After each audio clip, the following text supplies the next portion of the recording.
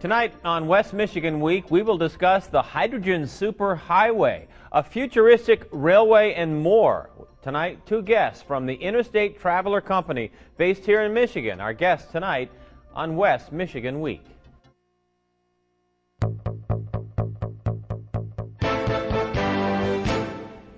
Good evening, I'm Peter Ross. Thanks for joining us for West Michigan Week tonight.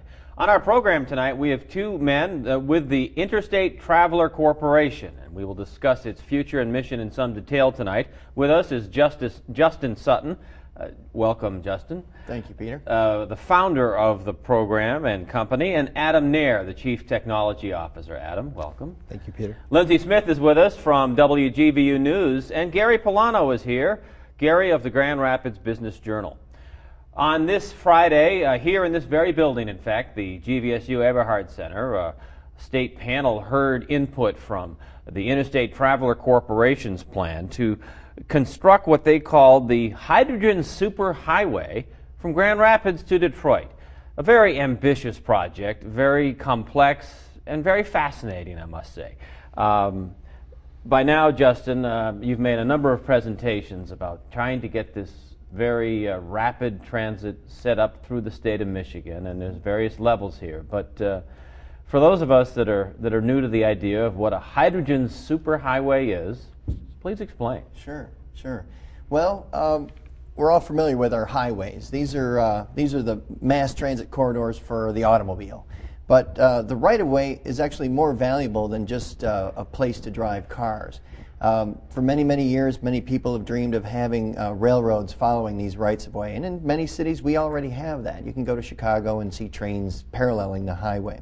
Well, in 1995, when I first started planning this, I realized a new vision, a self-sustaining public transit system that ran on solar and hydrogen power, with embedded conduits for things like fiber optics and for water and for sewer, so that no matter where we went across the countryside, we could put in a building, which we call a traveler station, and we can support all of our own municipal infrastructure for water and for sewer, and of course communications and things like that. As I worked on this, reaching back to my background in mechanical engineering and architecture, and working off of some of the maxims from people like Frank Lloyd Wright, which he coined the term irreducible magnitude of design, I really worked hard on designing a system that was the most efficient possible in the amount of materials used, the type of materials used, and what it will do to provide services to people. And what you see now on the website, interstatetraveler.us, is the hydrogen superhighway. It's an optimized maglev rail system that runs on solar and hydrogen power. It mitigates sewage. It produces pure water and distributes it around to the traveler stations. We also generate hydrogen and will distribute hydrogen to every gas station along the interstate highway network. So there's a lot going on with this thing, and it's kind of difficult to sum it up in just a few minutes. Well, you've done a good start. First of all, the word maglev. Yes. What is that? Maglev is a contraction of two terms. Magnetic levitation. Every electrical motor in the world uses a magnetic, what they call electromotive force. Your house fan, the alternator in your car that charges your battery, they're all using electrons pushed through a wire. Well, when a magnetic field is created, you get either attraction or repulsion. We all know a refrigerator magnet will stick to metal, right? That's a permanent magnet. Well, you might remember when you were in high school, you wrapped some wire around a bolt and hooked it up to a 9-volt battery and picked up a pile of nails. That's what's called an electromagnet, where you wrap a wire around a piece of metal and it becomes what they call a solenoid, is the technical term. And our rail system uses these solenoids to generate magnetic fields that radiate from the rail itself. And then the motors that are attached to the cars that look like little feet that wrap around the rail, they also have solenoids in it that generate magnetic fields that oppose the fields that are in the rail. And that gives us a levitation gap, about an inch or so, between the motor and the rail itself. So that car will fly down that rail without touching it on that magnetic levitation gap. And then the same magnetic fields that create the gap actually give us position control to push it forward or backward or speed it up or slow it down. Hopefully that is a good summary. All sounds very futuristic, especially for us folks that grew up in the decades ago when these kind of things were talked about in science fiction and on the Jetsons, has been referred to frequently. the realities of, is there anything like this currently close to this being done anywhere in the world? Well, certainly. The concept of magnetic levitation is well over 100 years old. You can go back into time and see where many different mechanical apparatuses were created to run under electrical power. Like the World's Fair in 1906 showed many different innovations. If people have seen a maglev train on television, chances are it's the German maglev system over in Germany, or the same version that they actually built in China. That system was actually designed in 1936, and it still works. Our system, however, is just one step above that. The way we have our coils arranged is more efficient. By having these individual motors on the rail, we can take a much sharper turning radius, so we can actually fit down the interstate highway right-of-way. So magnetic levitation systems have been around for a long time, and I studied them all and consulted with a lot of engineers, and that's how we got to this design today. So in places in Europe, high-speed rail is much more prominent, as I understand it, than it has been in this country. Yes. And that really probably is driving some of the thought process of why it would be so important in this day and age in this country, with the economy and the economic benefits of it, benefits to business, which are getting a lot of attention. Where's your thought process and all of that from an economic standpoint? I'll give you an analogy. We often hear about the heart of a city. You know, the center of the city is the heart of the city. And for people, you know, the center of our being is our heart. That's what pumps our blood. Well, if you analogize the human body to the organism of a community, how do you get to the heart of the city? Well, you got to follow the arteries. If people are blood cells, if we are the energy that drives the heart of a city, the amount of people you can get in and out of a city determines how healthy that city is going to be. Our roadways are the physical example of that artery system. People call highways arteries all the time. Well, all we're doing is taking those arteries and setting them up so they can get more people through them at a higher rate of speed and more safely than ever before. Right now we've got 40,000 plus souls are lost every year on our highway systems. This will enable us to take those highways, make them more safer, get more people through them in and out of our cities, and connecting cities together, bridge the gap of time and distance so that our communities can grow better. And that's what high-speed rail does in Europe. But over here in America, our country was so vast that we never got that type of railroad infrastructure, not like they have in Europe. So here now we can, as Americans, with American technology, leap forward into this 21st, even 22nd century system, and all of our cities will flourish now. Right, can you talk a little bit about what goes into power it and how you get things like hydrogen and pure water back out of the system? Well, the solar panels, we have 84,200 square feet of solar panels per mile of track. They generate electricity during the insolation hours of the day when the sun is actually shining on them. Then we take that and use that electrical energy directly to run the transportation system, because that's the most efficient way to do it when the sun is actually shining on the solar panels. But we generate more than we need. So every 3 miles along the way of our track, we have a station that has an electrolyzer that is a device where you put electrical energy in to a vat of water. And if you recall back in high school chemistry class, if you ever dropped a 9-volt battery into some water, you saw the gases come off in the form of hydrogen and oxygen.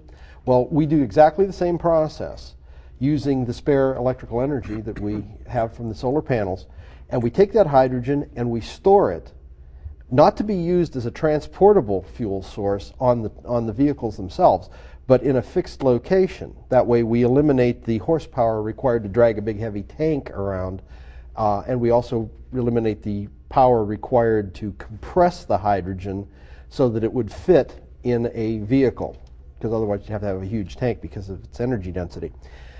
We store the hydrogen, and then when the sun goes down, instead of buying grid electricity, we take that hydrogen and either run it through a turbine generator, a device very much like a jet engine connected to a generator, and these are available literally off the shelf. This is not our design. We would buy these from any number of companies that make them already.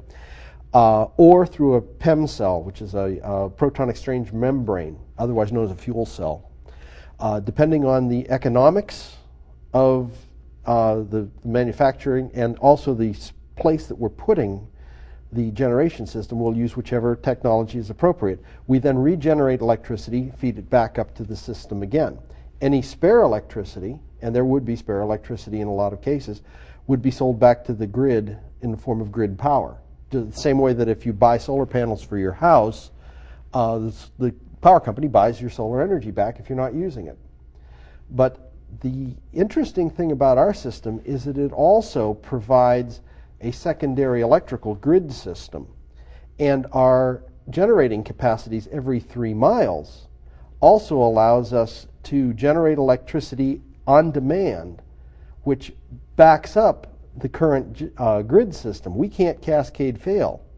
And so, because we've got all these little generators that can go immediately to producing hydrogen or immediately to producing electricity, depending on how we're operating our station, we can switch back and forth literally with the flip of a switch, where we don't have to bring up the steam pressure or the nuclear reactor or whatever to generate the electricity that is currently available. So we can't cascade fail like the current system does. If the current system has a problem, they can immediately ask us to trip online to back up their system. So our energy system is actually an integrated energy system approach that interfaces very well with the existing grid structure. So it's an energy system, it's a transportation system. Correct. Talk about the water. That is the creation of pure water.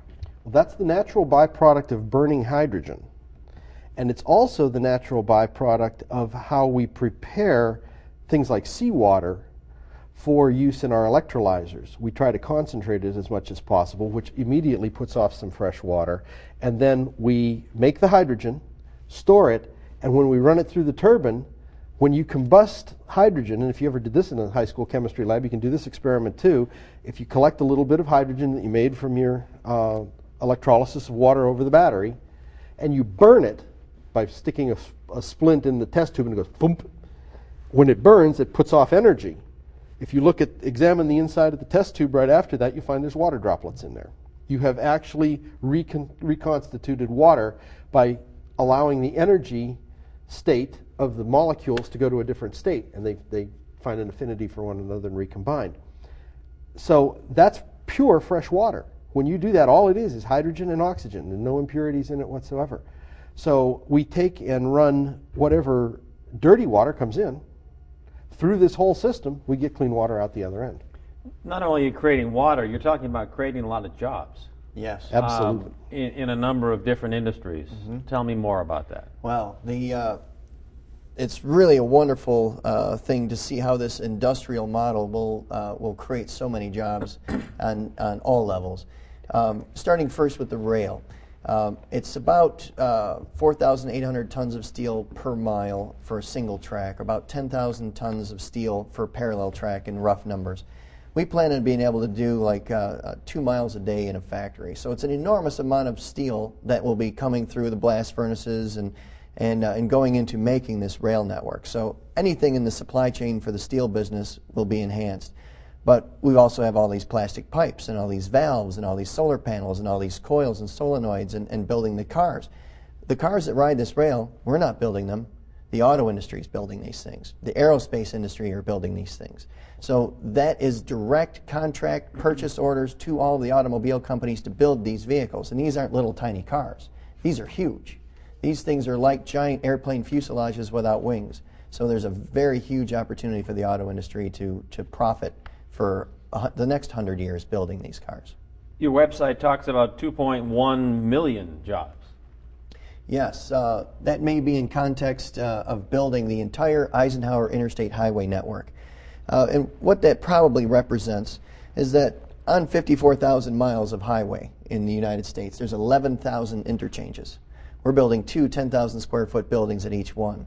That's 22 10,000 square foot buildings that are what we call our traveler stations. Now, each one could have at least 2 businesses. That's 44,000 new entrepreneurial leasehold franchise opportunities. Pick your favorite franchise. Mm-hmm. And if those 44,000 new businesses have 10 employees, that's 440,000 new permanent jobs just right there.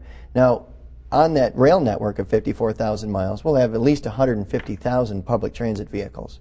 If they have 5 concierge apiece, which is, green jobs for veterans, all the Purple Heart veterans are going to get these jobs. 5 times 150,000, that's 750,000 jobs just in the concierge and hospitality alone. So when you combine all this stuff together, just in the operations of this rail network, it's a couple of million jobs. But then when you look at building 22,000, 10,000 square foot buildings, if there's 20 bathrooms in each building or 20 toilets in each building times, so it's enormous how it affects the entire supply chain. Well, that assumes a nationwide highway, but your initial goal is to get one through the state of Michigan. We'll talk about that process right after this break.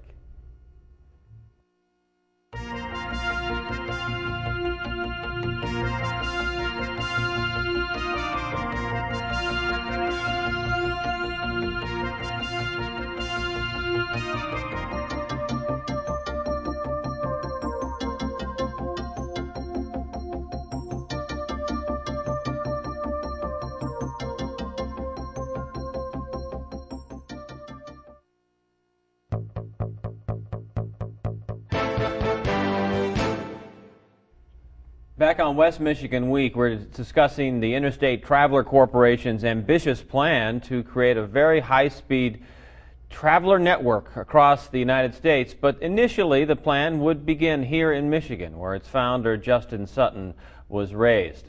Justin, today here inside the Eberhard Center, you held the third of 4 public hearings on this plan. What steps do you need to be taking and are underway for you to realize this dream here in Michigan? Well, the best way to approach this is to look first at the right-of-way. I'm a very patriotic person, and we the people own that right-of-way. That is our land. Now, how can you be fair with a commercial system on this public property? And these things are handled under what's called a public-private partnership. Public-private partnerships have been used all over the United States. The state of Michigan has several public-private partnerships that they're engaged in right now. These are contractual relationships between the state and a private company. It's normal. It happens all the time. The public-private partnership we have offered to the state of Michigan does 2 very important things. First, it provides the right-of-way for us to build this infrastructure. The land really doesn't generate the value it could without this infrastructure.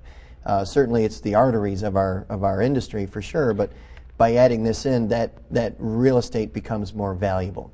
It's like planting more seeds in a field. You get more seeds in return. The other side, which is the most critical, is the revenue sharing model. When you look at this machine and what it can do for creating all of these jobs and more people and more commerce and more energy and all of that, how do you be fair to we the people that own that land? Well, we looked at all these public-private partnerships, and after looking at them, we said, well, wow, they're just not really paying the government anything. So we said, let's be fair.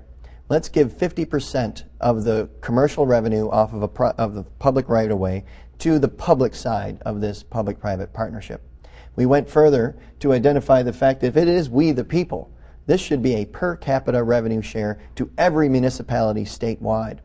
So the public-private partnership we've offered to the state will split that amount of money that we give and split it 4 ways. So the feds get a quarter, the state gets a quarter, the counties split a quarter, and then all the local governments split a quarter. Now there's a little more detail. Let's say Detroit to Ann Arbor to start with does $2 billion a year. $1 billion goes to the public side. The other goes to pay the cost to build the system. Well, of that $1 billion, the feds get $250 million. The state gets $250 million. The counties, on a per capita revenue share, they split this $250 million. Some counties might get $2 or $3 million. Some might get more, some might get less.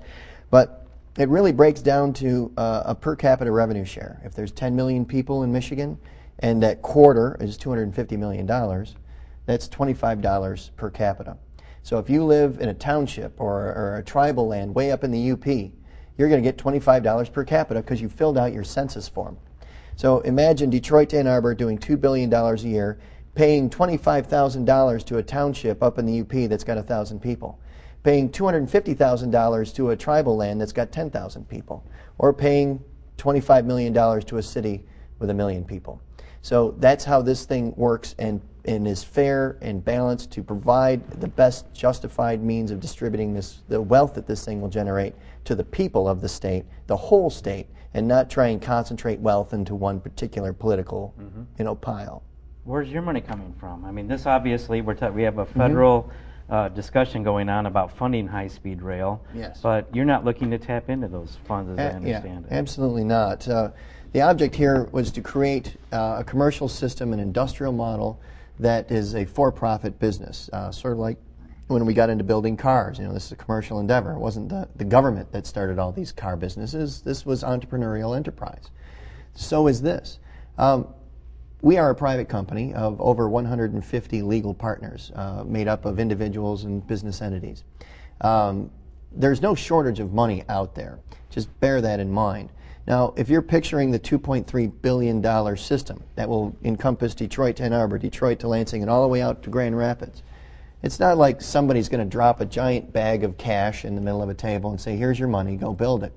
These are things that are handled properly through negotiation of credit notes and things through banks and other private interests that provide collateral to collateralized loans, etc. So we start out with $100 million to retrofit our factories. Once that $100 million is spent, the supply chain is primed, we're ready to go into production. Then, for every mile we build, our costs are about $10 million. So over the course of time, we're spending a few $1 million at a time. So these large entities that have the cash on hand, they don't even have to worry about spending $2 billion. Because by the time we get half of it built, that 50 miles is making money already. So by the time we get to 100 miles, that whole thing is generating $2 billion a year. And that exceeds basically the cost. So after we get to 100 miles and beyond, we can pay for our own expansion. We don't need to borrow any more money. So we've got the money sources. There's innumerable money sources here in the United States and outside of the United States that all want to pay for this. And they also, of course, want it in their country. When you combine all these things together, the ability to produce clean water, the ability to mitigate sewage, gives you the ability to create a hydroponic grade solution so you can grow food in sand. So wherever this thing goes through the desert in environmentally challenged areas and where desertification is causing crops to fail, we can put our system in, pull water from the ocean, create a hydroponic grade solution by processing people's sewage, and grow food where you can't grow it today. Lindsay, you were at today's hearing. What kind of questions and responses piqued your interest? It's really interesting because speaking with people afterwards that have been to all these hearings, there has not been very much. In fact, I heard that today was the only time that someone really kind of questioned this. And, there's a lot of obviously good things going on with this. But in fact, today somebody called it the next industrial revolution, that it'll solve our trade imbalance because it's going to pump out all of these manufacturing. It sounds just too good to be true. I can leave this feeling in my mouth as a reporter as, what's the catch? Because it's just unreal. It's science fiction. It's got all these good things. So what do you think? What do you see as one of the main drawbacks or something that you may run into, I guess? What do you anticipate? Well, there really aren't any drawbacks. It's a very simple thing. This rail is made out of plates and tubes. It's not like building a car. Cars are complicated. There's 5,000 parts in a car, and it takes an army of engineers and tool and die makers and all these things to make cars. The rail, again, it's plates and tubes. We can slap them into a jig and weld together, and every 10 minutes we got a fully assembled section of rail coming out of a factory. It's very simple. Your typical house is more complicated because houses have plumbing systems and water systems and coax cable and your telephone lines and some people are even getting fiber optics right to the door now. And that's science fact. Everything we're doing here is math and physics and chemistry.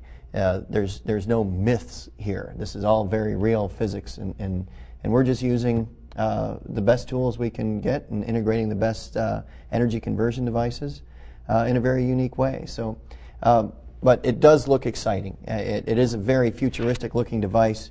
and it does inspire a lot of excitement when people see it for the first time. In our final 60 seconds, though, what do you again need in terms of approvals or support on the state level to move forward? Is there something? Yes, the task force that was established under State Representative Bill Rogers is a bipartisan task force that brings the legislature together to take a look at these resolutions that were passed in 2003 and make the final recommendation to the governor that says, hey, this public-private partnership is not only fair, but it creates an industrial revolution that everyone in the world would come to Michigan to see, and then we'll be able to produce and export this product globally.